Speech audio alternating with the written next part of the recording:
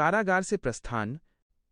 वासुदेव जी ने नवजात बालक कृष्ण को एक टोकरी में लिया और उन्हें सिर पर रखकर कारागार से बाहर निकल पड़े। भगवान की माया से जेल के ताले अपने आप खुल गए और पहरेदार गहरी नींद में सोए रहे। यमुना पार करना। मथुरा और गोकुल के बीच यमुना नदी बह रही थी। उस समय यमुना पूरे उफान पर थी और मूसलाधार बारिश हो रही थी। जैसे ही वासुदेव जी ने नदी में प्रवेश किया, जल का स्तर घटने लगा और यमुना ने उन्हें मार्ग दे दिया। शेषनाग का छत्र।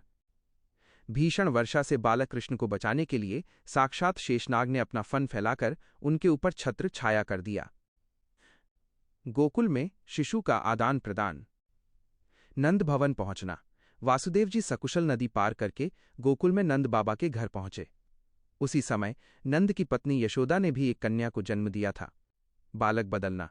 वासुदेव जी ने अपने पुत्र कृष्ण को यशोदा की शैया पर चुपचाप सुला दिया और यशोदा की नवजात कन्या को लेकर वापस मथुरा के कारागार लौट आए। कंस का आतंक और आकाशवाणी। कंस को सूचना। कारागार के फाटक फिर से बंद हो गए। जब कंस को देवकी की 8वीं संतान के जन्म की सूचना मिली तो वो तुरंत कारागार आया। योगमाया का प्रकटीकरण। कंस ने उस नवजात कन्या को देवकी से छीन लिया। उसे मारने के लिए जैसे ही पत्थर पर पटकना चाहा, वो कन्या उसके हाथ से निकलकर आकाश में चली गई।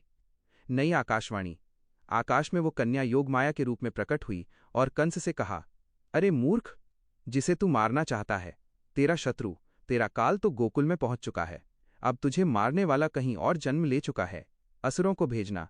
यह सुनकर कंस अत्यंत भयभीत हो गया और उसने श्रीकृष्ण को ढूंढकर मारने के लिए बारी बारी से कई खतरनाक राक्षसों को गोकुल भेजना शुरू कर दिया।